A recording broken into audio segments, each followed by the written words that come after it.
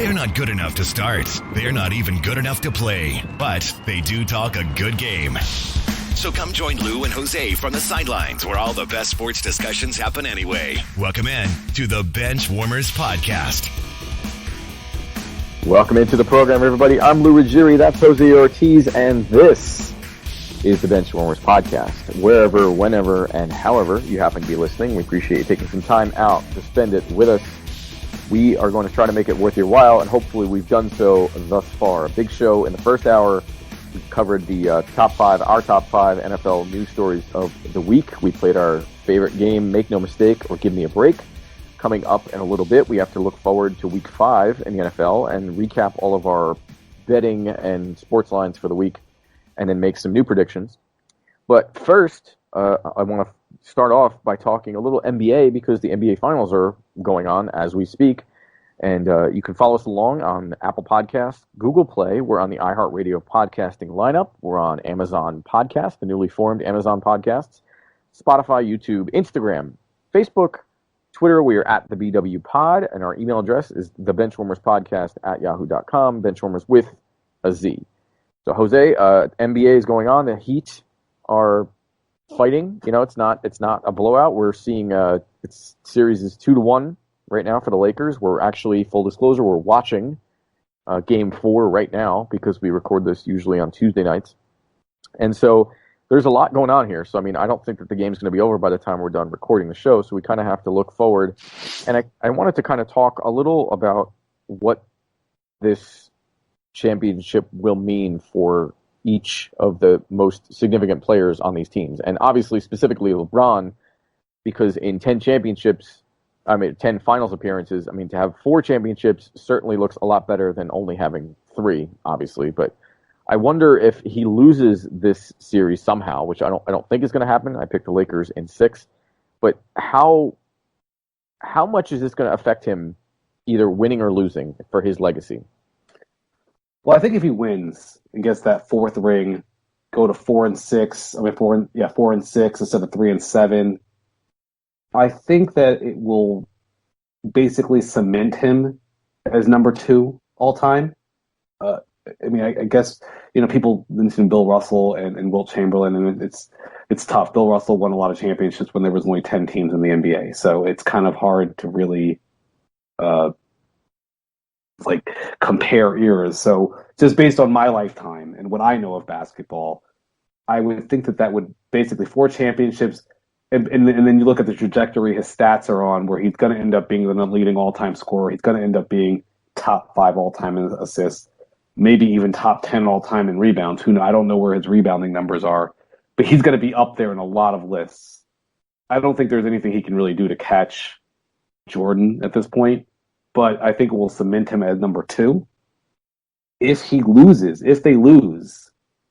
especially if he doesn't play well. You know, it's one thing if they lose and he scores 50 a game, right? But if they lose and he doesn't play well, I don't know. I mean, for me, it wouldn't necessarily drop him down. I already have him as the second best all time, but I think that it would cloud it a little, make it a little cloudier. You know, it would. Then you start looking at guys like Magic Johnson and other players who had more championships, had a little bit more success as far as wins, loss in the finals, have a lot of the numbers, and have the Hall of Fame credentials. I think it would make the gap between him and Jordan much larger and make him closer to the rest of the pack. Yeah, I mean, I think Kareem obviously is the big stepping stone at this point, and LeBron right now is at 34,000 points. Kareem is at he's obviously stationary at 38,387. So LeBron could catch him with another couple years, and I think if LeBron goes out with a higher point total than Kareem, LeBron's also, by the way, LeBron is 8th all time in the assists. Career assists right now. So that's crazy. I mean, he's probably not going to catch John Stockton. LeBron is at 9,000 and change, and John Stockton is 15,000. So I don't think that he's going to catch him. But I mean, Chris Paul is number 7. It's strange. I mean, I guess that's not super surprising, but if LeBron could crack the top 5 in assists all time and be the points champion, I mean, and have 4 championships, I mean, it's going to be hard to say that he's not at least number two. And as much of a Jordan fan as I am, I mean, that's a pretty convincing argument. And it almost feels in a way, I mean, it's sort of apples to oranges, but it kind of feels like LeBron is sort of the Tom Brady of this generation, where Joe Montana was Michael Jordan, but it seems like we've sort of all kind of universally agreed that Tom Brady is better than Joe Montana, whereas with Jordan we're kind of just like, nah, like Jordan's he's on another level. So it is interesting, and I guess maybe it helps that Brady does have a winning record in Super Bowls and LeBron does not for NBA Finals. Well, I think also one of the things that's it's gonna stop LeBron from catching Jordan. And I saw this. I was following a Facebook argument about LeBron versus Jordan, and I wasn't commenting or anything. I was just kind of reading. And one of the things I've realized is we're obsessed with scoring. As as sports fans, NBA fans, we're about putting the ball in the basket and kind of devalue assists and rebounds, comparatively speaking, or even defensive numbers. Yeah. And LeBron's just not. He's not an isolation guy. He's not a guy who say, there's whatever 20 seconds left on whatever time left in a clutch situation. Everyone clear out. I'm going to take my guy to the basket and score. That's not LeBron, and that was Jordan. That was Kobe. That is to some extent James Harden and even Damian Lillard. That's not That's not LeBron's game, and I think that we've been kind of preconditioned to want that's the best player, the guy who's willing to take a bad shot and make it, rather than pass it to someone who has got a better shot. And I don't think that mentality is changing anytime soon. I mean, ironically, two of those championships that Jordan won were passing the ball to somebody else who had a better shot. Yeah, but I just feel like people talk about Jordan like that, though. Like, he was an assassin. He was cold-blooded. He would just take the ball. And it's like, that's not LeBron's game, and that's never going to be his game. So. No, I mean, Jordan was a 10-time scoring champion. Yeah. And so, I mean, I think defensively, I think they're pretty evenly matched. I think LeBron's size obviously makes him able to defend more positions. But Jordan was first team all defense for, I don't know how many years. I mean, he was 10 years in a row or something like that. It was unbelievable. And so it's very much apples to oranges. And I think, just from the eye test, I mean, you see there's certain things in LeBron, there's certain chinks in LeBron's armor that stand out to me, and not the least of which is letting that championship against the Mavericks slip away. Yeah. That one hurts. I mean, that one hurts a lot because, this could be, at 5 out of 10 is a lot better than, possibly making it 4 out of 10. And I think that one is the one that really hurts. Some of those other teams, getting there that first time with that pathetic team that was, I think were you the starting point guard for that team? I tried out, but I just got that team. The year when he lost to the Warriors again with Matthew Dellavedova as his number 2 player. That's obviously there's nothing you do. I mean, injuries happen, and that's part of the game. And you play who's in front of you. I mean, look, that's how Kawhi Leonard got his championship in Toronto. I mean, they played a decimated Golden State Warriors team. And that's how the Warriors got their first championship, playing a decimated Cavs team. It happens. Yeah, exactly. And so it's just different. And I think LeBron could make a case. There's going to be an argument, for LeBron being the best all time. There's going to be a good argument. I just don't think that it's a winning argument just because, you can – it's hard to – I don't know. There's a lot of what ifs. And I feel like if they win this year and then they come back and win again next year, all of a sudden you have a much more compelling case. But he's got to win. It's got to start with a win this year. There's no case if you don't win this year. Yes, I agree. Yeah, if he loses this year, I think that argument is gone pretty much forever. Yep. And the other thing is LeBron.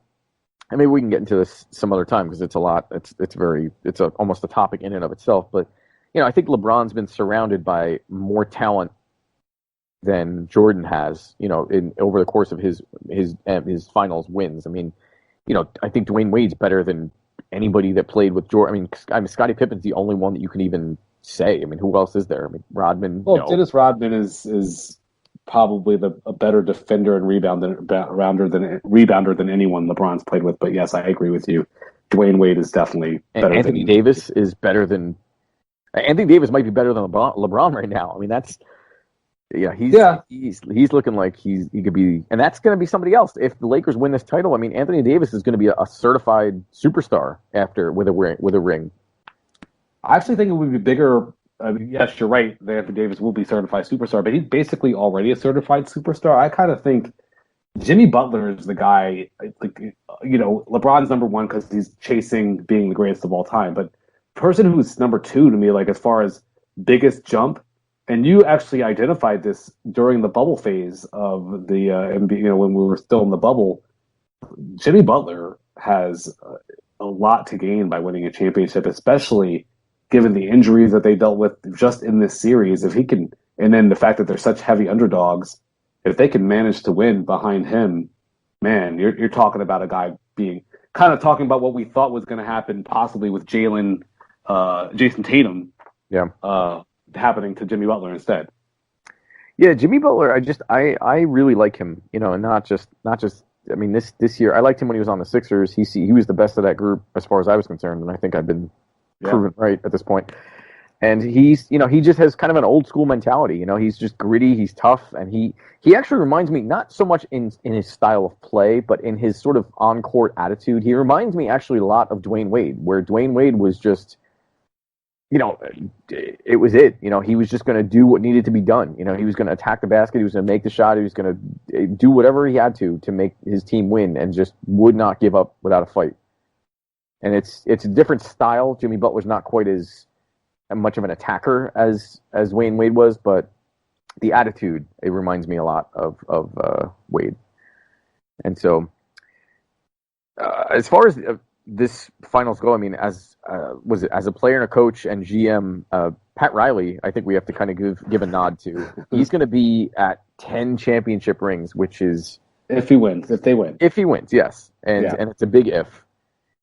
But it's pretty crazy. I didn't realize that Pat Riley had 9 rings at this point. I kind of forgot about some of those wins early on. We forget about he had the one as a player, right? And then you have 2 as 5 as a head coach of the Lakers, and then 3 more as a GM. I mean, I think it's just impressive to be so successful on all, like, throughout all phases of the game, like, front office, coaching, playing. It's a guy who truly knows basketball.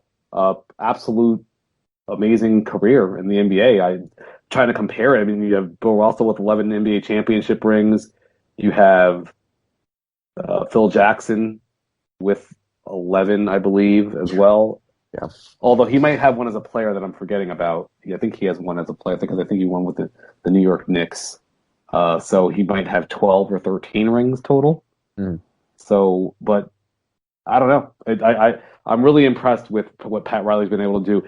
And really, the thing that's most impressive to me, actually, as far as the GM situation, wasn't a guy who was like, he just kind of stayed with the course, built the culture there. We talk a lot about building cultures and winning cultures. It just seems like they've got a nice culture in Miami that everyone's kind of buying in. And they've put out really good teams and not always have had NBA superstars. So really hats off to Pat Riley. Yeah, and another player that we're forgetting about, Andre Iguodala, is looking like he's the second coming of Robert Horry in a way, where it's like you throw this guy on your team, you're going to win a championship. I mean, again, this is projecting that the Heat somehow make a comeback, but I think that, I mean, they're gritty. I mean, what's his name? Jimmy Butler's performance last game in Game 3 was, I mean, that was historic. It was crazy. What would he have? 40 points. And I think it was just short of a triple double, and it was. No, I thought it was a triple. It was. Oh, it was. Yeah, it was. You're right. Yeah, and he took over that game, and in a game where Bam was not there and Dragic is still out. He's going to be a superstar. I mean, he already is a superstar, but he's going to be a real superstar with a ring. So I'm very curious to see. I still have the Lakers in 6. I think that LeBron is just a man on a mission. And, if Anthony Davis can be the best player in the game, he should be the best player on the floor. That there's nothing the Heat can do, honestly. But it's going to be interesting. So, all right, we're going to take a break and come back. We have to switch gears back to the NFL. We have to make some NFL picks for Week 5. We have to recap our sports betting segment. Put your money where your mouth is, and we'll talk about that. And then we have to make our picks for Week 5 already, and kind of recap our season-long bet of wins losses and see who's ahead and who's not, or neither one of us possibly. So stick around, and we're going to come right back on the Benchwarmerz podcast. If you're sick with COVID-19 or think you might have it, take steps to help protect other people from getting sick. Stay home except to get medical care. Call the doctor before visiting. Separate yourself from others who live with you. Wear a cloth face covering to protect others. Cover your coughs and sneezes with a tissue and clean your hands right away. Avoid sharing items with other people in your home. This includes things like towels and bedding. Be sure dishes are washed in hot water or the dishwasher before anyone else uses them. Stay aware of how you feel. If you start to have difficulty breathing or if you're worried about your health, call your doctor. For more tips, visit cdc.gov. And now back to the Benchwarmers podcast with Lou and Jose.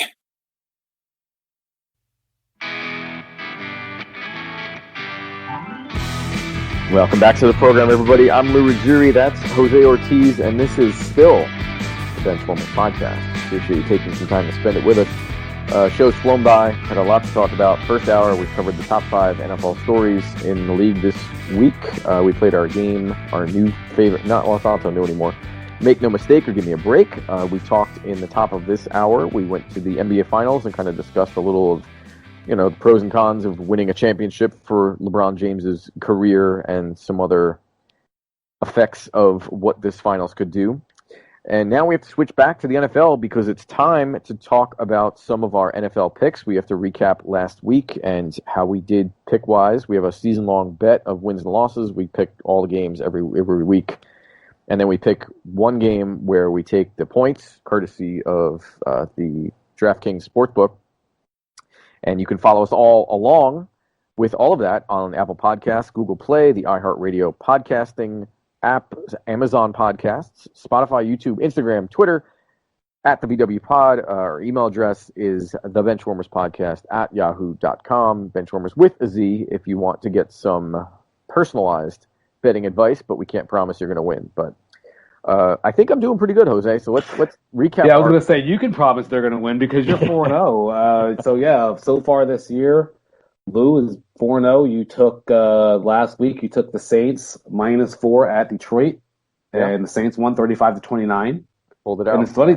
The funny thing about that is that the Detroit Lions got out to a 14-0 lead. I got real nervous. Game. Yeah, and I have at least evened my record. I'm trying my best to keep up with you. 2-2. I took the Broncos. Jets made it interesting against the Broncos. Yeah. Well, and I think you to Melvin Gordon for that last touchdown run, basically a meaningless touchdown run at the end of the game. But Broncos -1 at the Jets. Broncos won 37-28. Yep. So here we are. Who are you putting your money on in Week 5? Well, I'm going to put my money where my mouth is, and this week was really hard. Actually, I'm less confident about this pick than I've been about any of the others thus far. And I know I said that last week, but I was pretty close because Saints only won by 6 and they were given 4, so that was a little. We'll see if the streak ends here. But I'm going to take the Las Vegas Raiders getting 12.5 points at the Kansas City Chiefs, and a couple reasons for this. I think that the Chiefs, I don't like betting against the Chiefs because obviously they can put up 50 at a moment's notice, but it is a divisional game, and the Raiders are coming off a tough loss from last week, so they're going to be eager to bounce back and try to redeem themselves from that Buffalo Bills loss. And I think that the Chiefs are going to get out to they'll get out to like a 21, 24 point lead, and then just kind of, I don't think that they'll put it in cruise control, but I think they'll take their foot off the gas a little bit, and I think that garbage time that the Raiders could make up some of that ground. And I don't think the Raiders are going to win, but I do think that they're going to cover. So give me the Raiders plus 12.5. Yeah, anytime a team is getting 12.5, it's so tempting to take them. I think it's a solid pick. I'm kind of go with the Jaguars getting 6.5 at the Texans. I just think the Texans are a team in disarray right now. They just lost their head coach. They probably all feel like their jobs are on the line. They're going to have a new play caller in Romeo Crennel. I just don't think that this is a recipe for them to be winning by a touchdown against a Jaguars team that I think has played a little bit better than we all expected them to, honestly, this year. I agree. So I That's like good the Jaguars. The Jags are sort of that upstarty kind of. We're not. The players aren't tanking, and you can see that. They're they don't have a lot to work with, but they're making the most of it. So Texans, if not, they're the only team that's making the Cowboys look a little less bad in Texas. Thank goodness the Texans are there.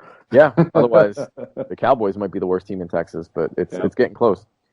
So, all right, as far as week 4, we did our season-long picks. We pick every game a week, wins and losses, no points. And I think, did we tie again? Yeah, we were 10-5 in week 3. Sorry, not 10-5. We were 10-5-1 in week 3 because of the tie. Yeah.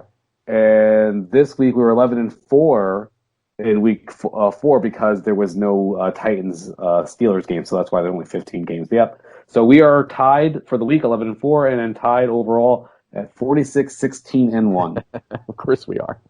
Yes. Of course. This is, and I think we have. What do we say? Dinner. I think we have dinner riding on this. Yep. That'll be interesting. This is going to come right down to the wire. So, all right. Well, let's jump right into it. Let's make our week 5 picks.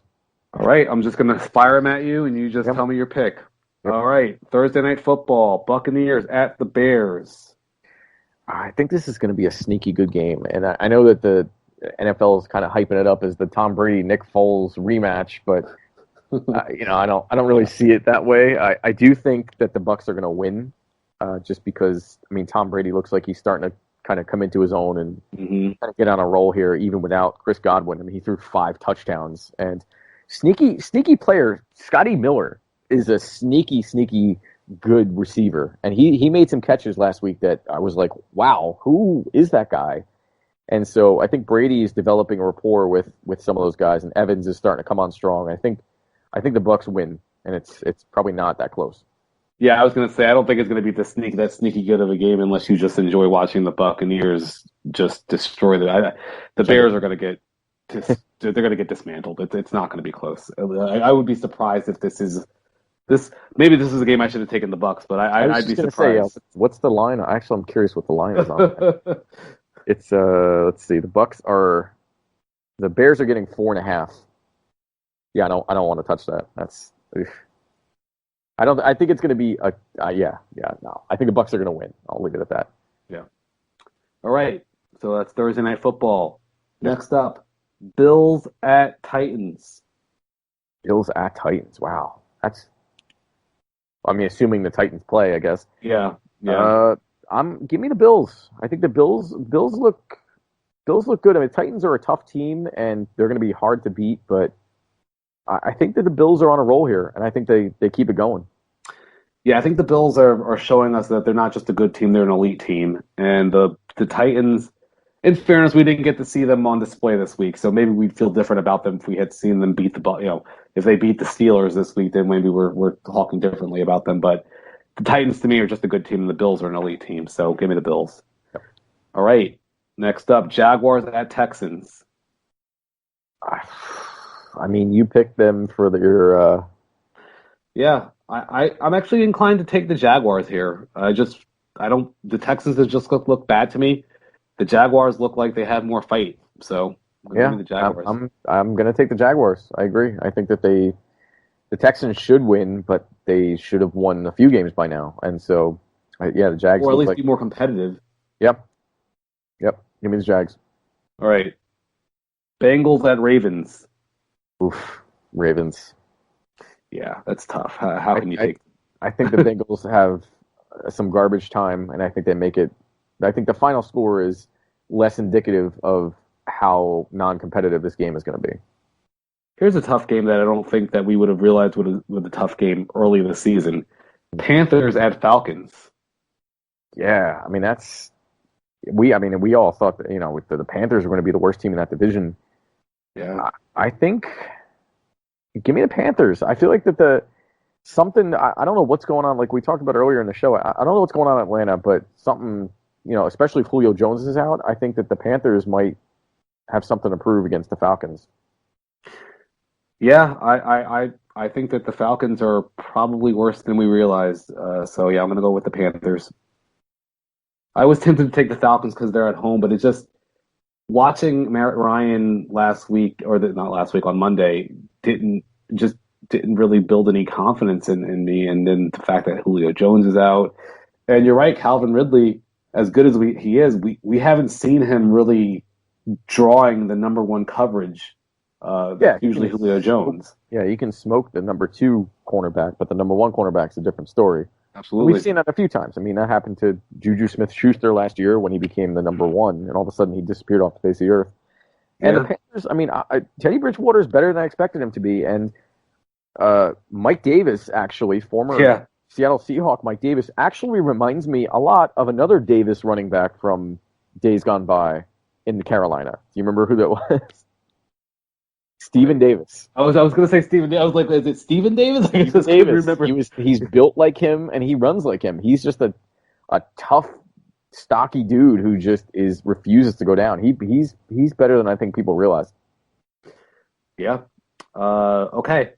So we both take the Panthers. We're all in agreement so far. Raiders at Chiefs. I've already written your answer down. Yeah, Chiefs. I mean, you can't. How can you pick against the Chiefs right now? Okay. We're going to add Cards at Jets. Cardinals at Jets. Oh, boy. I mean, I know the Cardinals have had 2 stinkers in a row, but the Cardinals, I think this is if there's ever been a get-right game, it's going to be against the New York Jets. Could there be more, because I have the Cardinals too, could there be more completely opposite teams where the Jets, I literally cannot envision a situation where I would pick the Jets to win a game. And I cannot envision a situation where I pick the Chiefs to lose a game, although actually that's not true. I picked the Chiefs to lose to the Ravens earlier this season. But going forward, I can't picture any time me picking against the Chiefs. Yeah, the Jets they're going to be an interesting team coming the end of the year. I'm curious to see what they do because they're in trouble. All right. How about the Eagles at the Steelers? I think this game is sneaky good. I'm going to take the Steelers just because I think their defense is just suffocating. But between Brandon Graham and Fletcher Cox, I mean, the Eagles' defensive line is pretty good. But I just don't think that they have the firepower to keep up with the Steelers. Yeah, the Eagles went into this season needing a number 1 receiver. They chose Jalen Reagor over Justin Jefferson, which I pointed out immediately. Yeah, you did. And in fairness, Jalen Reagor hasn't been healthy, right? So, it's hard to really judge him too much. But the Eagles just don't have enough on offense right now. And outside of Miles Sanders, and the Steelers are probably going to completely shut down Miles Sanders. So, I could also see this game being the game where Carson Wentz gets hurt. I'm not saying I want that. I don't want that to happen. But if you remember, T.J. Watt was the one that knocked Cam Newton basically out of Carolina a year ago, and I think Carson Wentz has been pressing, and the Steelers defense is not a team that you want to have your quarterback running the ball against. Yeah. Yeah, Steelers. Yep, Steelers. This looks like an easy one for the Steelers in the Battle of Pennsylvania. Looks like the Steelers are going to take that one. All right, Rams at Washington. Rams. Yeah. As much as I want to pick the Washington, it's like no, you're just not. Yeah, they're just not. They don't have it yet. They're squarely in the Trevor Lawrence sweepstakes. Yeah, I think Dwayne Haskins is proving slowly that he's just not ready at all. And when will teams stop drafting quarterbacks from Ohio State? I mean, I guess we'll see with Justin Fields this year, but I just can't remember the last Ohio State quarterback that was good. Troy Smith. Yeah, once again, I can't remember the last Ohio State quarterback that was good in the NFL. Yeah. All right. Yeah. Dolphins at Niners. Oof, who's starting for the Niners? Is it Nick Mullins again? I'm taking the Niners. I think it's still Nick Mullins. I haven't heard anything that would suggest that it's not, but I suppose anything could happen. Giants at Cowboys. Ugh. Giants. I mean, I have to pick the Cowboys, I guess. But I mean, the Giants will probably put up 40 points on them too. So I mean, I could see this being where the Giants go up, 10, 14 nothing, and then the Cowboys come back. But it's not good. I think it's going to be closer than it should be. I agree with that. I think it just feels like the Cowboys' defense is more like I don't even know. I'm trying to think of something that's really inviting. That's just like, hey, come on in. We're not going to stop you at all.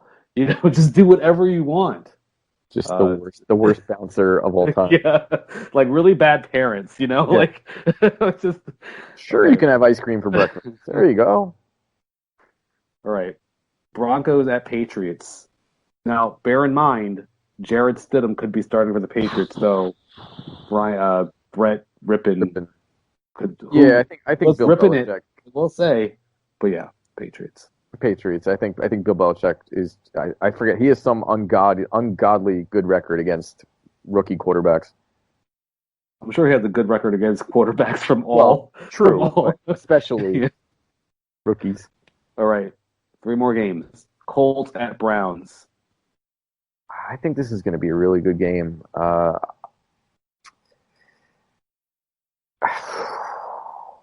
Man, I'm gonna take the Browns, but I'm not happy about it.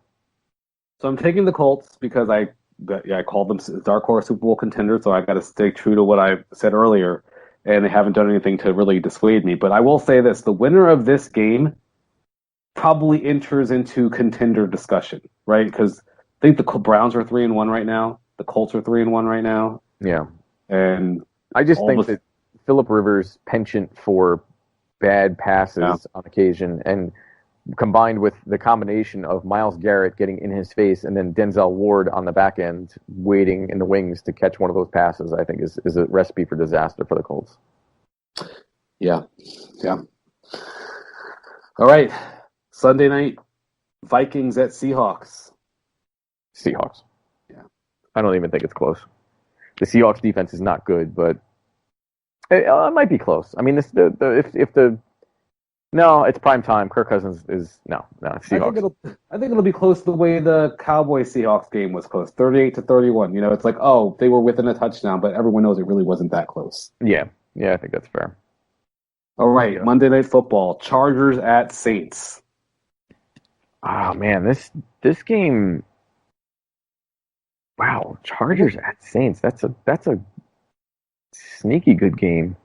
I will tell you that I feel the same worries I'm having about Phillip Rivers are worries that I'm having about Drew Brees when I see him throwing the ball right now. It doesn't feel like he has that zip that you really need to get into tight windows. Having Alvin Kamara be able to take a 2-yard pass and go 50 yards makes a difference.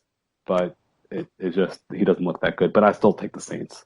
I mean, Justin Herbert. I will say Justin Herbert is going to be a great quarterback. Some of his ball placement is his arm. He reminds me kind of if you took the best parts of Josh Allen and Jared Goff.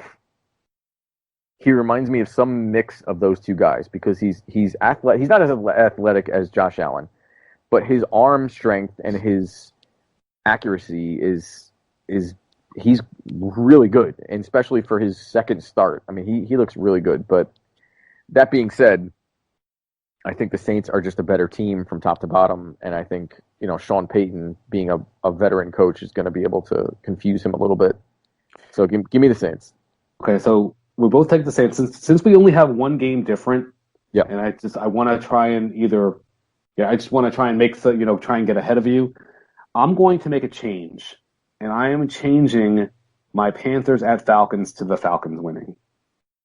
All right, then I'm going to change one of mine just to go. Give me actually instead of the Bills, give me the Titans. Oh, all right. I think the Titans. That one's been bothering me because I think the Bills are a better team, but the Titans just. I don't know. I mean, if they can Derrick Henry the Bills to death, I think that they might be able to slow him down. And also the Titans are at home, so that's always a good. They've had 2 weeks to prepare too. So Right, exactly. And they're very All right. well rested. Yes, it's true. So we're tied up to week 4, and we'll see what happens going into week 5. Hopefully one of us, well, I mean, it's fun either way. So, but yeah, so okay, well, that's how you do a radio show. So we're going to be done with this week, and so I think this is this week 25 for us, right? So next week will be our 6-month anniversary of sorts, and so that's pretty exciting. We've been plugging along, and it's come to think of where we started with 0 sports. I think we've been doing okay. So you can follow us along. You can go back to those early days if you want. Apple Podcasts, Google Play, iHeartRadio Podcasting, Amazon Podcasts, Spotify, YouTube. You can follow us along on Instagram, Facebook, Twitter is at the BW Pod. Our email address for hate mail, love mail, the Benchwarmers podcast at yahoo.com. Benchwarmers with a Z. So that'll do it. And for Jose Ortiz, I am Lou Ruggieri, and we'll see you next time. Bye-bye.